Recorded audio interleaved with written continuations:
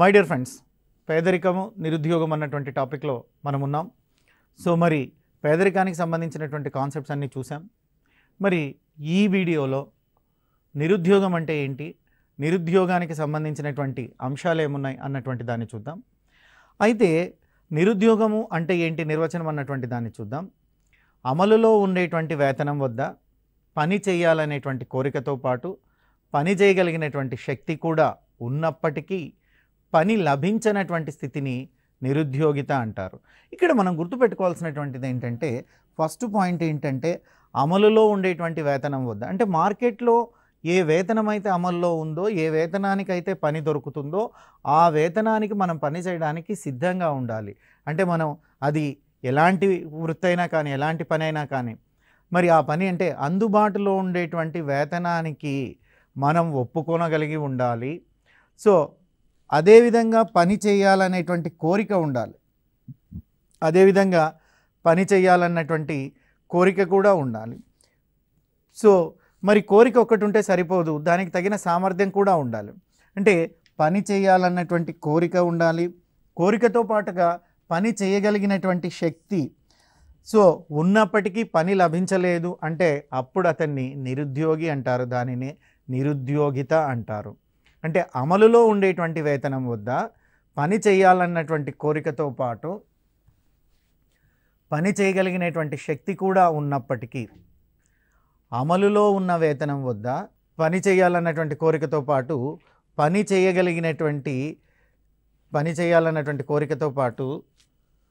చేయగలిగినటువంటి శక్తి కూడా ఉన్నప్పటికీ పని లభించినటువంటి స్థితిని నిరుద్యోగిత అంటారు. అంటే ఇక్కడ 3 పాయింట్లు గుర్తుపెట్టుకోవాలండి. మొట్టమొదటిది ఏంటంటే, ఎవరికైనా కానీ ఉద్యోగాన్ని పొందాలి, ఉద్యోగం చేయాలి అంటే ముందుగా అమలులో ఉండేటువంటి వేతనాన్ని యాక్సెప్ట్ చేయగలగాలి.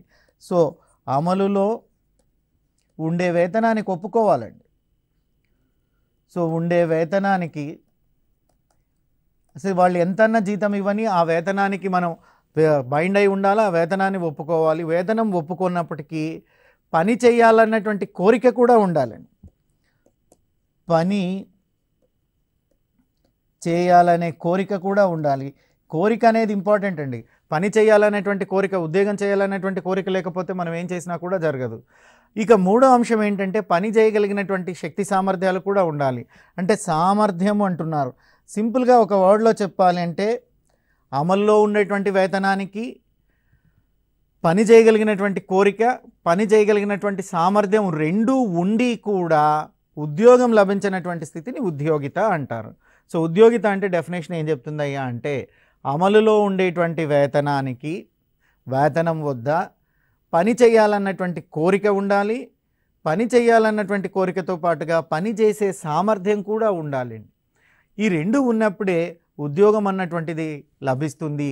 ఈ రెండు ఉండి కూడా పని లభించినటువంటి స్థితి, ఈ రెండు ఉండి కూడా పని లభించినటువంటి స్థితినే మనం ఏమని చెప్తున్నామయ్యా అంటే నిరుద్యోగిత స్థితి అని చెప్తున్నామండి. ఇక్కడ గుర్తుపెట్టుకోండి, ఈ నిరుద్యోగిత గురించి మనం మాట్లాడాల్సి వచ్చినప్పుడు మొట్టమొదటిగా ఈ అంశాలలో మనం అమలులో ఉన్న వేతనం అన్నటువంటి దాన్ని మర్చిపోకూడదండి.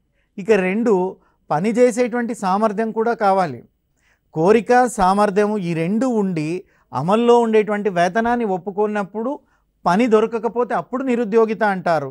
ఊరికేనే నాకు పని దొరకలేదు అంటే కాదు, ఖచ్చితంగా ఆ పనికి తగినటువంటి శక్తి సామర్థ్యాలు, ఆ పని చేయాలన్నటువంటి కోరిక, ఆ పనికి అమలులో ఉండేటువంటి వేతనము ఎవరైతే యాక్సెప్ట్ చేసి ఒప్పుకొని కూడా పని దొరకనట్టు ఉంటుందో వాళ్ళను, ఆ స్థితిని మనం నిరుద్యోగిత అంటున్నాం.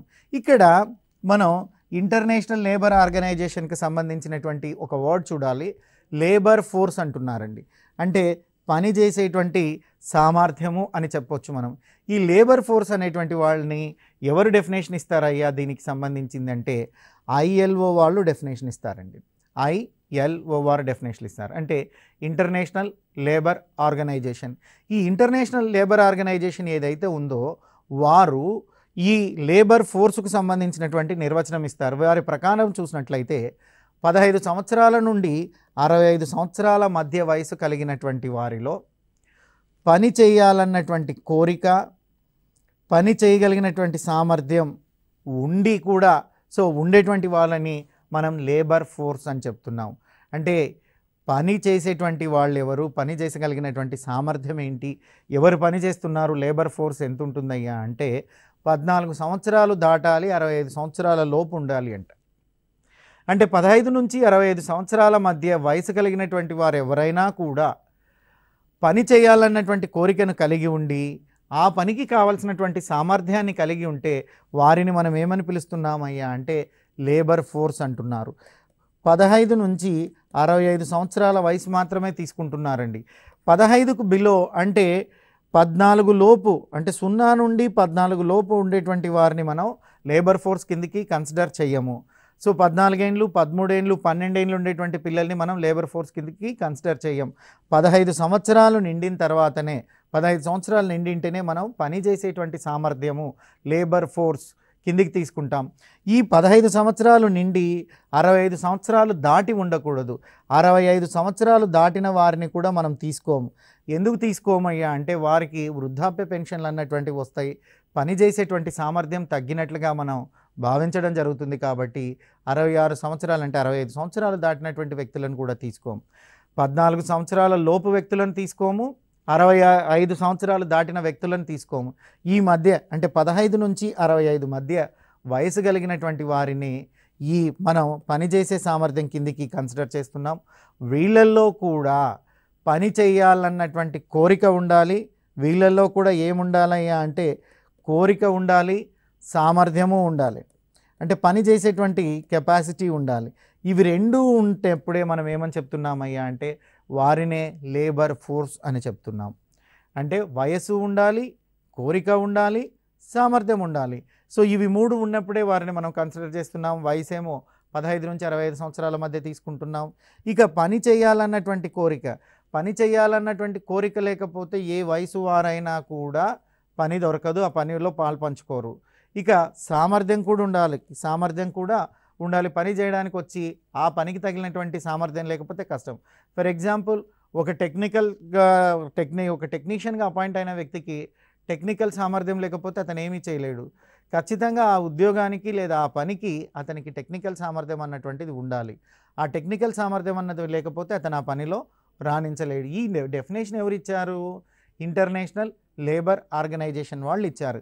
ఇది ప్రపంచమంతా కూడా అనుసరణీయమైనటువంటి నిర్వచనము. లేబర్ ఫోర్స్ అనడానికి అంటే పని చేసే సామర్థ్యానికి ప్రపంచమంతా అనుసరిస్తున్నటువంటి నిర్వచనం ఇది.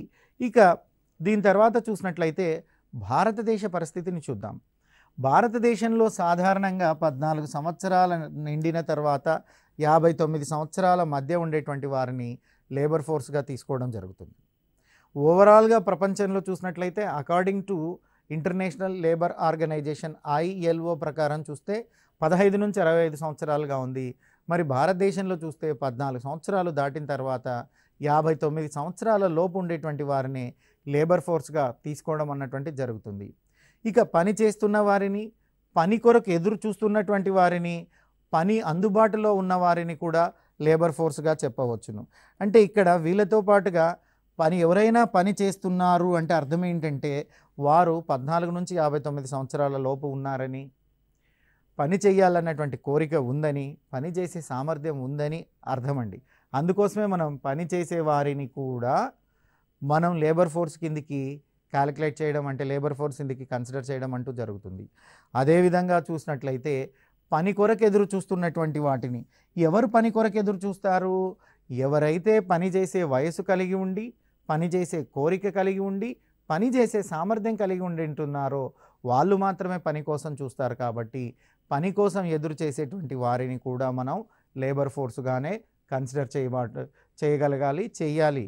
అదేవిధంగా పనికి అందుబాటులో ఉండేటువంటి వారిని కూడా, పనికి అందుబాటులో అంటే పని చేసేవారు కావచ్చు, పని కొరకు ఎదురు చూస్తున్నటువంటి వారు కావచ్చు, పనికి అందుబాటులో ఉండేటువంటి వారు కావచ్చు, ఈ ముగ్గురు కేటగిరీస్ కూడా పై నిర్వచనం మనం ఏదైతే చెప్తున్నామో 14 నుంచి 59 సంవత్సరాల లోపు వయసు ఉండాలి, పని చేయాలన్న కోరిక ఉండాలి, అదేవిధంగా పని చేసేటువంటి సామర్థ్యం ఉండాలని మనం పేర్కొంటున్నాము. ఆ నిర్వచనాన్ని వీరు సంతృప్తి పరుస్తున్నారు. కాబట్టి వీరిని కూడా, ఎవరిని? పని చేస్తున్న వారిని, పని కొరకు ఎదురు చూస్తున్నటువంటి వారిని, పనికి అందుబాటులో ఉన్న వారిని లేబర్ ఫోర్స్గా మనం చెప్పడం అంటూ జరుగుతూ ఉంది. సో దెన్ ఇక మనం చూసినట్లయితే వర్క్ ఫోర్స్ అన్నటువంటిది ఉంది. సో ఇక శ్రామిక సామర్థ్యము, పనిచేసేటువంటి సామర్థ్యం, వర్క్ ఫోర్స్ అన్నటువంటి దాన్ని చూసినట్లయితే ఇది ఇంటర్నేషనల్ లేబర్ ఆర్గనైజేషన్కు సంబంధించినటువంటి రూల్స్ అండ్ రెగ్యులేషన్స్తో ఉంటుంది.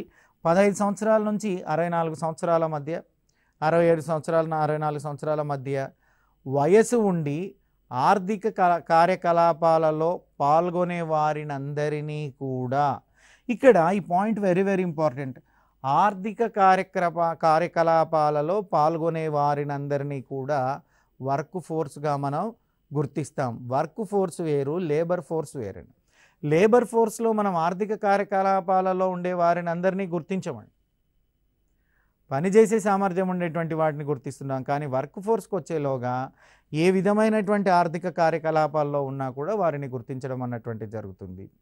సో లేబర్ ఫోర్స్ నుంచి వర్క్ ఫోర్స్ తీసేస్తేనే నిరుద్యోగిత అనేటువంటిది వస్తుంది. నిరుద్యోగిత అన్నటువంటిది ఎలా వస్తుంది, నిరుద్యోగితను ఎలా కనుక్కోవాలయ్యా అంటే లేబర్ ఫోర్స్లో నుంచి వర్క్ ఫోర్స్ తీసేసినప్పుడు నిరుద్యోగిత అన్నటువంటిది రావడం అన్నటువంటిది జరుగుతుంది.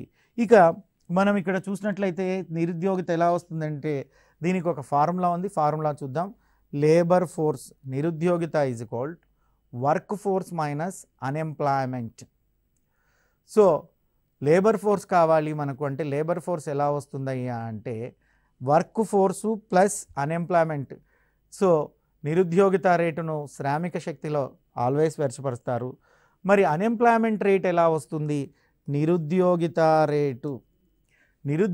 రేటు ఎలా వస్తుంది, అన్ఎంప్లాయ్మెంట్ రేట్ అంటే number of unemployment persons by labour force into 100.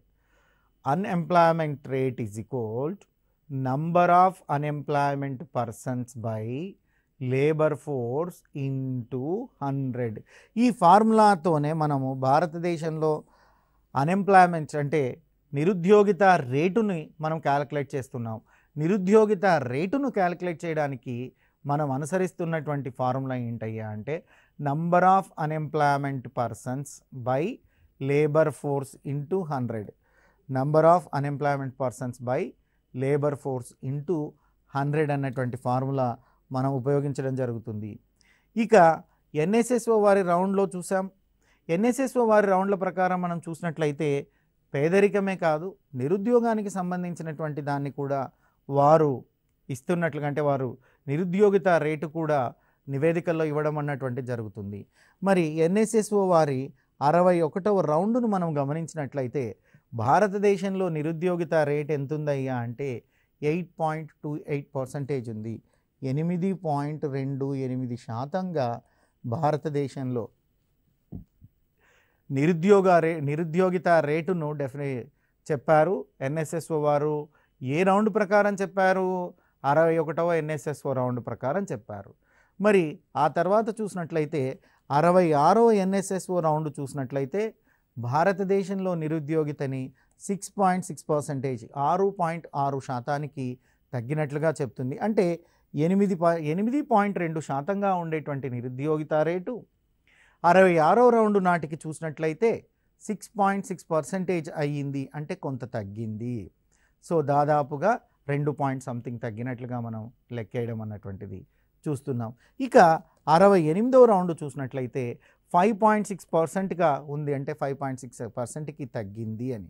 నిరుద్యోగిత rate ఎంతకు తగ్గిందంటే 5.6% తగ్గింది. అంటే ఈ ఎన్ఎస్ఎస్ఓ వారి రౌండ్ల ఆధారంగా అంటే అది 61వ రౌండ్ కావచ్చు, 62వ రౌండ్ కావచ్చు, 68వ రౌండ్ కావచ్చు, ఈ రౌండ్ల ఆధారంగా మనం చూసినట్లయితే నిరుద్యోగిత రేటు తగ్గుతున్నట్లుగా భారతదేశంలో మనకు తెలుస్తూ ఉన్నది. సో భారతదేశంలో నిరుద్యోగిత రేటు తగ్గుతూ వస్తుంది. 61వ రౌండ్లో ఉండేటువంటి 8.2% ఉండేటువంటి నిరుద్యోగ రేటు, సో ఈ నిరుద్యోగిత అన్నది 66వ రౌండ్కి వచ్చే లోపల 6.6% అయింది. అదే 68వ రౌండ్కి వచ్చేలోగా 5.6%గా నమోదవ్వడం అంటూ జరిగింది. ఇక మనం ఈ ట్యాబ్లర్ ఫామ్లో చూసినట్లయితే 2009, 2011, 12 సంవత్సరాల్లో ఉండేటువంటి డేటాను పరిశీలించి చూద్దాం. ఇందులో పాపులేషన్ని మనం తీసుకుంటున్నాం, అదేవిధంగా లేబర్ ఫోర్స్ తీసుకుంటున్నాం, వర్క్ ఫోర్స్ తీసుకుంటున్నాం, నంబర్ ఆఫ్ ఎంప్లాయ్మెంట్స్ తీసుకుంటున్నాం, నంబర్ ఆఫ్ అన్ఎంప్లాయ్మెంట్ రేట్ అన్నటువంటిది. సో అన్ఎంప్లాయ్మెంట్ రేట్ అన్నటువంటిది తీసుకుంటున్నాం. కేర్ఫుల్గా అబ్జర్వ్ చేద్దాం. మరి 2009 సంవత్సరానికి సంబంధించినటువంటి లెక్కలకు వస్తున్న నేను పాపులేషన్ తీసుకుంటున్నా, జనాభా అన్నటువంటి దాన్ని తీసుకుంటున్నా. మరి ఈ 2009 సంవత్సరంలో చూసినట్లయితే 11.47 కోట్లుగా 117.41 కోట్లుగా జనాభా ఉంది. 117.41 crores of the population. So ఇక్కడ పాపులేషన్ చూసినట్లయితే 117.41 కోట్లో 1 కోటిగా ఉన్నట్లుగా మనకు తెలుస్తుంది. ఇక్కడ నేను ఫస్ట్ 2009 మాత్రమే మాట్లాడతా, తర్వాత 2011-12 విషయాలు మీతో చర్చిస్తాను.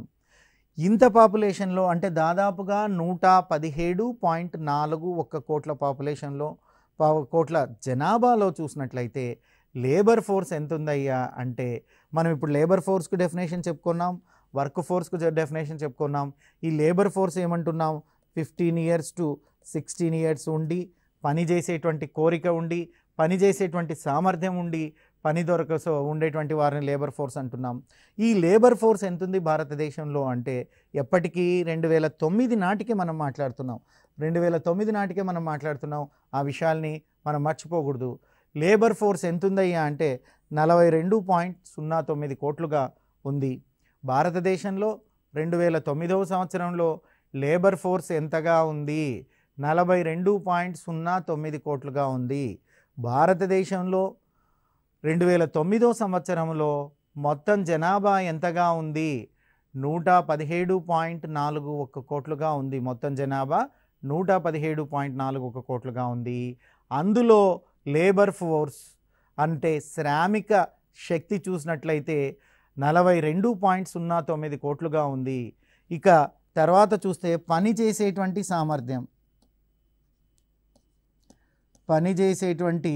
సామర్థ్యం దీన్నే మనం వర్క్ ఫోర్స్ అని పిలుస్తున్నాం. ఈ పని చేసేటువంటి సామర్థ్యం వర్క్ ఫోర్సు 40.08 కోట్లుగా ఉంది 2009లో. సో శ్రామిక శక్తి చూసినట్లయితే లేబర్ ఫోర్స్ ఏమో 42.09 కోట్లు ఉంది, వర్క్ ఫోర్స్ వచ్చేసి 40.08 కోట్లుగా ఉంది. వర్క్ ఫోర్స్ వచ్చేసి అంటే లేబర్ ఫోర్స్ కన్నా వర్క్ ఫోర్స్ తక్కువగా ఉన్నట్లుగా 2019 డేటా మనకు 2009 డేటా మనకు తెలియజేస్తుంది. ఏం తెలియజేస్తుంది అయ్యా అంటే లేబర్ ఫోర్స్ అధికంగా ఉన్నట్లుగా తెలియజేస్తుంది. లేబర్ ఫోర్స్ ఏమో 42.09 కోట్లుగా ఉంది, వర్క్ ఫోర్స్ ఏమో 40.08 కోట్లుగా ఉంది.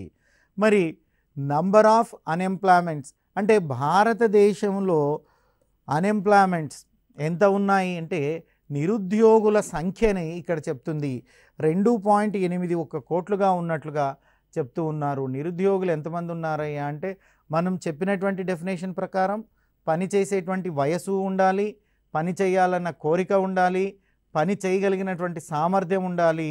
ఈ 3 ఉండి కూడా పని దొరకనటువంటి వారిని నిరుద్యోగులుగా మనం చెప్పడం జరుగుతుంది.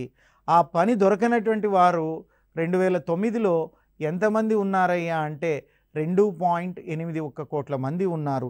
ఈ 2.81 కోట్ల మంది కూడా number of unemployments in the period of 2009 2009లో ఉండేటువంటి అన్ఎంప్లాయ్మెంట్స్. మరి అన్ఎంప్లాయ్మెంట్ రేటు చూద్దాం. ఇందాకనే నేను మీకు ఒక ఫార్ములా చెప్పాను. అన్ఎంప్లాయ్మెంట్ రేట్ అన్నటువంటి దాన్ని చూసినట్లయితే అన్ఎంప్లాయ్మెంట్ రేట్ ఫార్ములా మళ్ళీ మీకు చూపిస్తున్నా. Number of unemployment persons by labour force into 100 చేస్తే మనకు అన్ఎంప్లాయ్మెంట్ అన్నటువంటిది వస్తుంది. మరి ఈ అన్ఎంప్లాయ్మెంట్ చూసినట్లయితే 6.6%గా ఉంది. ఎప్పుడు 2009కి సంబంధించినటువంటి 2009 సంవత్సరంలో చూసినట్లయితే నిరుద్యోగిత రేటు అంటున్నారు దాన్ని. సో దాన్నే మనం అన్ఎంప్లాయ్మెంట్ రేట్ అంటున్నాం. ఈ నిరుద్యోగిత రేటు చూసినట్లయితే 6.6% మాత్రమే ఉంది. 6.6% మాత్రమే ఉంది.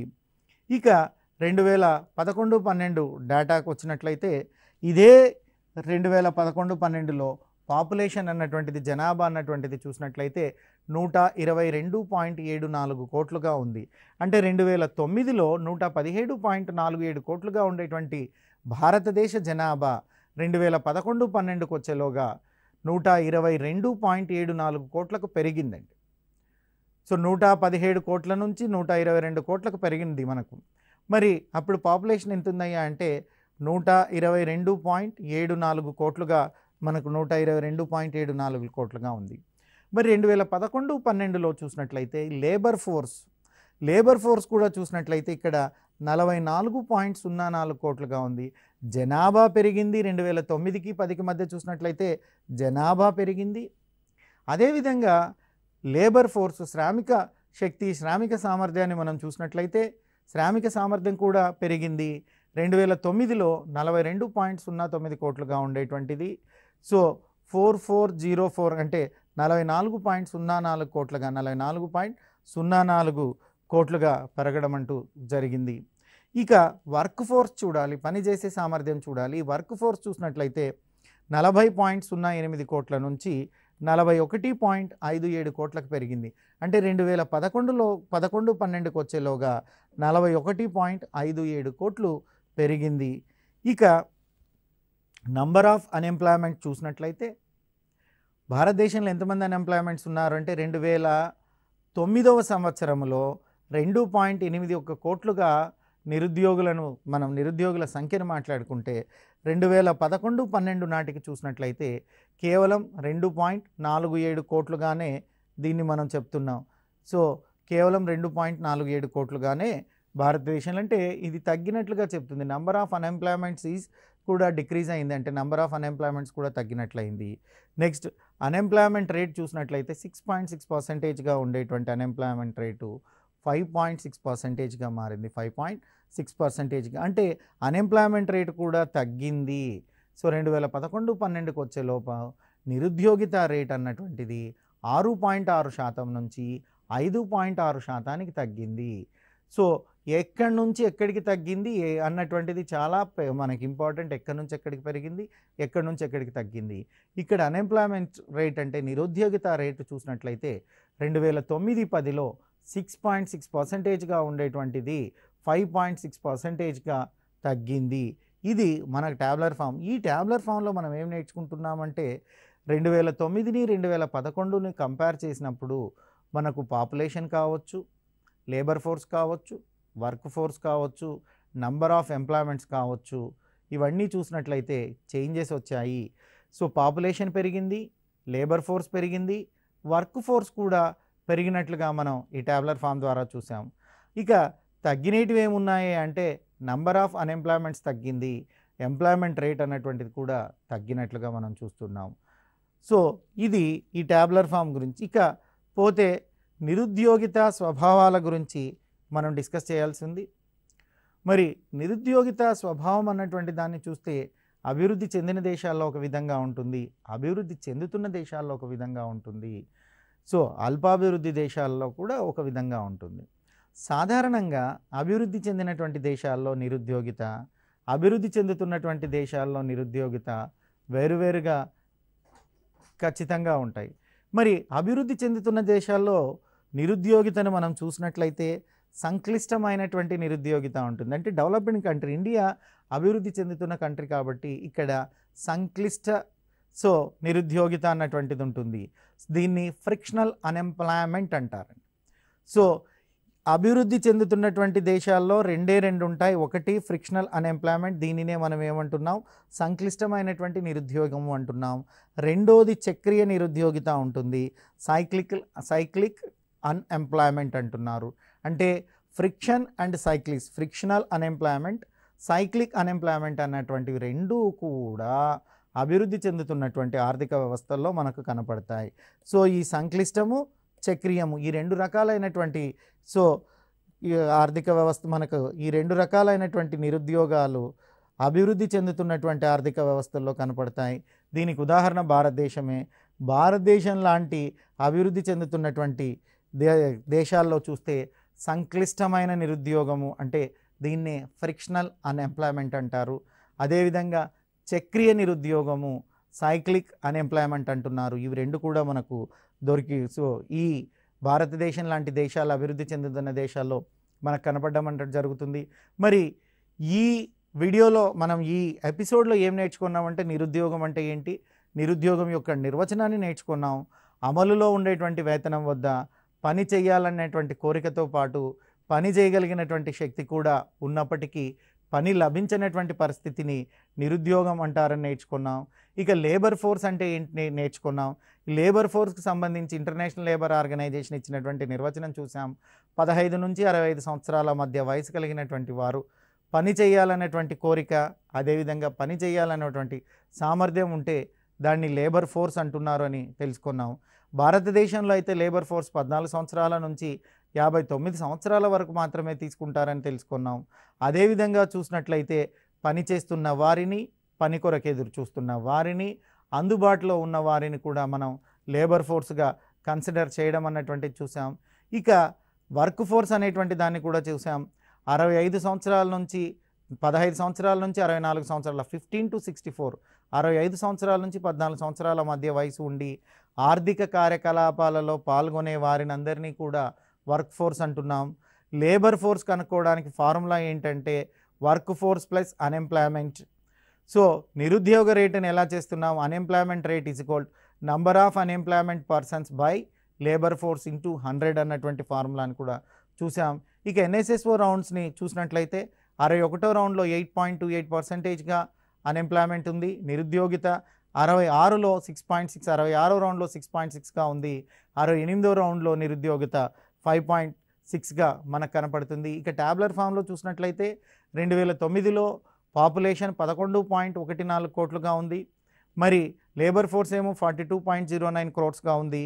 వర్క్ ఫోర్స్ ఏమో 40.08 క్రోర్స్గా ఉంది. Number of unemployments 2.81 crores and unemployment rate ఈ 6.6 in 2009 ఇయర్ అన్నాం. ఇక 11లో చూసినట్లయితే population is 122.74 crores. The labour force is 44.04 crores. Work force is 41.57 crores. That is the 41.57 crores. Number of employments is 2.57 crores. Number of unemployment rate is 5.6%. ఇదంతా మనం చూసాం. నిరుద్యోగిత అంటే అభివృద్ధి చెందుతున్న దేశాల్లో వేరుగా ఉంటుంది, అభివృద్ధి చెందిన దేశాల్లో వేరుగా ఉంటుంది. మనది అభివృద్ధి చెందుతున్న దేశం కాబట్టి మన దేశంలో ఎక్కువగా కనపడేటువంటిది ఫ్రిక్షనల్ అన్ఎంప్లాయ్మెంట్. దాన్ని మనం సంక్లిష్ట నిరుద్యోగిత అని పిలుస్తున్నాం. ఇంకొకటి చూస్తే చక్రీయ అన్ఎంప్లాయ్మెంట్, చక్రీయ నిరుద్యోగిత, దీన్నే సైక్లిక్ అన్ఎంప్లాయ్మెంట్ అన్నటువంటిది చూస్తున్నాం.